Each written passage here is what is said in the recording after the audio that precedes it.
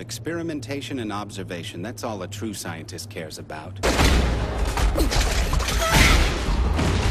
And I am a scientist. Everything in the world is an experimental test subject. Of course, that includes myself as well.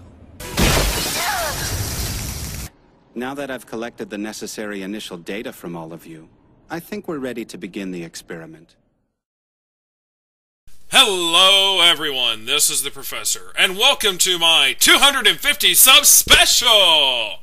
Now, before I begin, I would like to make one thing perfectly clear. Most everyone should know that I don't approve of commentating on dead videos or subjects. Well, the video I'm looking at today is Confused Matthew's review of Last Samurai. And yeah, this is a dead video. So why am I being a hypocrite right now, you might be wondering? Well, for one, all commentators are hypocrites. Don't you know that? And for two, you requested me to do this, so here I am doing it. Now, I'm going to go into me skipping the introductory bullshit and going straight into his actual review because he spends a few minutes bitching about the writer, and I could care less about his thought on the writing staff of the movie because we came here to see a shitty review of a good movie. And by God, that is what we're going to get. Now, I'm sure you've all heard the usual complaints about this movie. It's too formulated. It's too similar to other films. But neither of these things are what bother me about this movie. Just because a movie is either trite or formulated doesn't necessarily make it bad. Dead Poets Society was ridiculously formulated, but still very good. This movie's biggest problem is not that it's too formulated or that it's too similar to other films. This movie's biggest problem is this. We're never gonna get out of this. We're gonna be killed or go to jail for the rest of our lives. I just wanted a better life for you and me and the baby. Jason, you gotta be bigger. No, Brendan, I'm being pretty big. Jason, trust me. It's a big line. You gotta say it big. I'll give it a shot. I just wanted a better life. Stop. You gotta get bigger. God, you do realize that after the first 15 seconds of this, we got the point, and there was no need to let this freaking scene go on for a full minute? I'm gonna skip forward now. Some of you may be laughing right now, but please don't. I'm not joking. I'm dead serious. That is literally what this movie is. This is their go-to strategy of storytelling. Take everything that would have been good enough on its own and overdo the fuck out of it. So the film opens with our main character, Nathan Algren. Actually, the movie starts off with Kasimoto meditating and seeing a vision of a white tiger fighting off assailants from all sides in a no-win situation. But I'm sure that's not important in the least bit. I really hate this character with a passion, and I'll tell you why. His words and actions throughout this whole film are ridiculously over the top. Everything he says and does is designed to impress you. Okay, guys, get used to hearing him talk about how impressed we are supposed to be, because you're going to hear it a lot. That wasn't designed to get one feeling out of me, I might have gone along with this. Too obvious, John. Too fucking obvious. We open with him giving a demonstration of a new rifle on the market. He is a drunk and a loser who is a proclaimed war hero, which sounds good in reputation, but what he had to do in the war apparently screwed him up. You can tell he's brash and doesn't play by the rules because he goes on late and ends up pointing the loaded gun at people in the crowd and shooting at things. Hope you're impressed. Well, if you watch the whole scene, it starts off with him talking about how glorious his battles were, because that's how the scripts tell his character to do this. And then it gets to him, and the rest of the scene shows how he does not like glorifying his own actions and his anger with all the people who do just that. He's not trying to impress you, it's trying to show you a little bit of the psyche of the character. So after establishing that we're supposed to be impressed with this guy, we cut to a Japanese army dude. You see, the Japanese army is currently hiring American soldiers to help train their army to combat a group of rebels. Japan is currently making an effort to become more progressive, and the rebels are resisting their efforts. The U.S. is hoping that if they agree to train the Japanese soldiers to combat the rebels, Japan will offer the U.S. exclusive rights to supply arms. Algren doesn't really seem to disagree with this, he just kinda acts weird and leaves the table. Yeah, he was kind of laughing at the irony that the same group of people who were used to slaughter a group of, quote, savages, unquote, are coming back together to do this yet again. Not just laughing for the sake of laughing. So his superior officer goes after him. Oh, his superior officer only has one function in this film, by the way. He basically just exists in order to march in a parade honoring Robot House after they win the regatta. That's a Futurama reference. You might have to Google that one. Now that was a poor use of a reference. Plunked into the movie so that he can get his comeuppance in the end. In other words, not a real person. He tries to convince Algren to go along with this, to which Algren responds with the following. You want me to kill Japos? I'll kill Japos. I'm not asking you to kill anybody. You want me to kill the enemies of Japos? I'll kill the enemies of Japos. Rebs or Sioux or Cheyenne. For $500 a month, I'll kill whoever you want. But keep one thing in mind. I'd happily kill you for free. Damn! No, he didn't! That's right, Bizoy! He told his superior officer that he'd kill him for free. Hope you're impressed. This wasn't to impress. It was meant to show just a little bit more of the personality of the character. You know, that little thing they call character development. Algren agrees, and he sets off for Japan. In a narration of Algren's journal, he states that he is being hired to suppress and kill yet another tribal leader, and that it seems that this is the only job that he is suited for. Now, let me make it clear what is being established here. Nathan Algren already doesn't want to do this. He isn't confronting and killing another man and his culture because he has a prejudice or preconception about that culture. He's doing it because it pays. This becomes a big problem later in the film, but for now, I just wanted to bring it to your attention.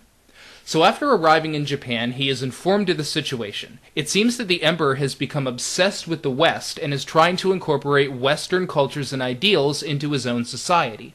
This includes matters of the battlefield as well.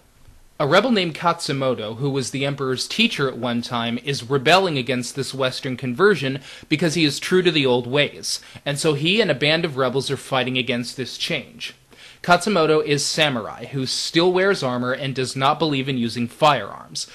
But so far as Algren is concerned, he's just another enemy that he needs to understand on the battlefield. The men he is training to fight against the rebels are mostly peasants who have never even seen a gun. As he trains them on how to fight, we get a flashback as to why Algren is the kind of miserable man he is. Turns out that his superior officer had him and his company slaughter a village of innocent civilians during the Indian Wars. He participated in the killing of innocent women and children, and must now drink himself into a stupor in order to keep those memories at bay. What I can't believe anyone didn't realize in the writing of this screenplay is that this tidbit of information actually works against the story. As has been made apparent in several ways so far, Nathan Algren is already primed to have a change of heart and a change of sides. I fail to see how showing backstory to a character and explaining why they are the way that they are takes away from the story. Once again, this is character development for Nathan Algren. How do you not understand this? Plus, it doesn't really give away that he's going to be switching sides. And if you had a problem with anything on that, you might as well blame the trailers. They did a damn good job of that themselves. I'm getting ahead of myself once again, but I just wanted to point it out before we continue. And now we come to the first of many throw-up scenes in the film. The jerk who exists solely to be a jerk so that he can get his comeuppance at the end of the film informs Nathan that Katsumoto has attacked the railroads on the border and that now more than ever they have to move against him. Nathan tells him that his men are not ready, but just to be a jerk, his superior officer orders him to move against Katsumoto now anyway. What follows this is a scene that is clearly taken from another scene in another movie, Glory. Now before I go into this, I want to stress once again that I don't have a problem with Logan borrowing a scene from another movie and trying to make the same point that that scene made. My problem is that he's taking what was done in Glory, overdoes the fuck out of it, but worst of all, does it in a way that is stupid and just plain incorrect. To demonstrate this, I have to play you the Glory scene. Now, the situation here is the same as is in The Last Samurai. A band of soldiers are being trained on shooting, and one of them turns out to be a good shot. The problem is that he shot well in an atmosphere that was relaxed. They were all just laughing and having a good time about it. Matthew Broderick's character sees this and decides to put this man to a real test.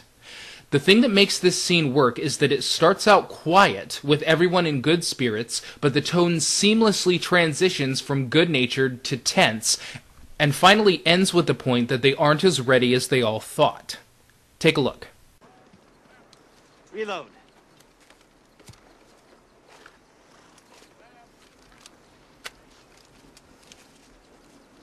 Faster. Faster. Faster!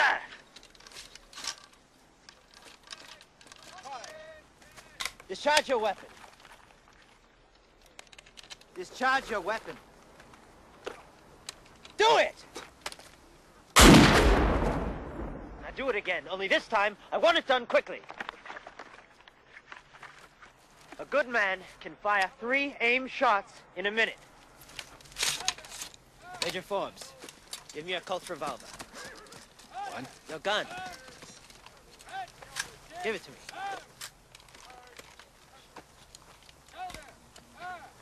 Faster! Reload! Quickly! Faster! Faster! Load! Faster! Do it! Do it! Do it! Do it! This scene was pulled off masterfully, and it was done without anyone shooting at anyone else, and without any melodramatic music playing in the background letting you know how dramatic this is supposed to be. So with that in mind, here's how The Last Samurai does it. Load. Mr. Graham! Tell this man to fire at me! I beg your pardon? Tell this man, if he does not shoot me, I will kill him!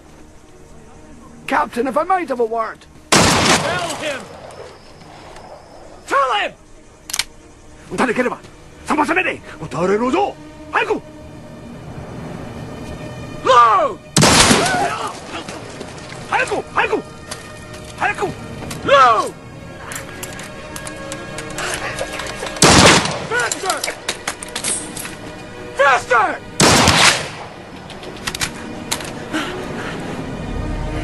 Shoot me, damn it.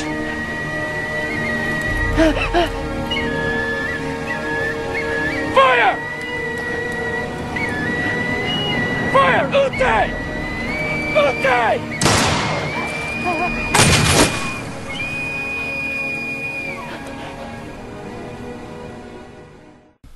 Yes, the scenes were very similar, other than the fact that the scene from Glory was just him proving to the soldiers that they were not as good as they were.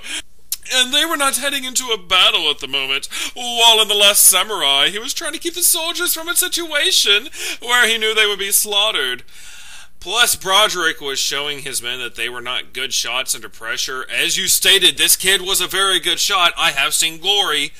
While in Last Samurai, none of them were able to even hit the targets. And Cruise was trying to show that when placed under pressure, they would be incapable of hitting a living target, and their aim would be even worse due to a serious lack of training. Of course, we have to have the over-the-top mindless yelling, the shooting at people who were supposed to shoot at you, and the crappy dramatic music without which we wouldn't know this was supposed to be dramatic. But the fact that knocks this whole scene down is that, unlike the scene in Glory, this is a bullshit test of their readiness. This man isn't failing to shoot him because he can't shoot. He fails to shoot him because he's being told to kill his superior officer.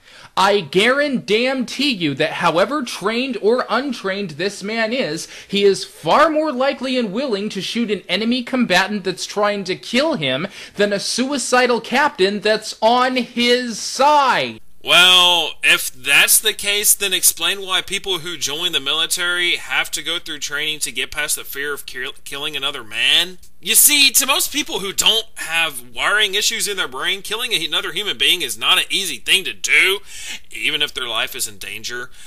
There is a reason that the military members had to be trained to kill and go through mock exercises, because they have to get past that mental block.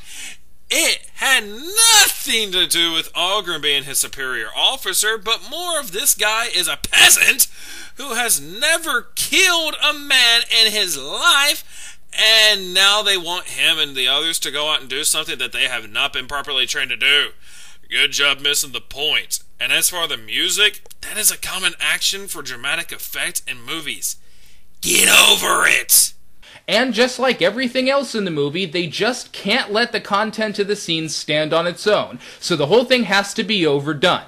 There's just no way Tom Cruise could have played the scene without going, "Fire! See? I can overact too. And did you notice how much of a badass his character is? Yeah, he's so much of a badass that, of course, he has to be the one that stands in the way of the soldier's gun. Hope you're impressed. Oh God, this is painful, but I have a promise to keep and I will keep it. As he said, to be continued. Oh, and it only goes downhill from here.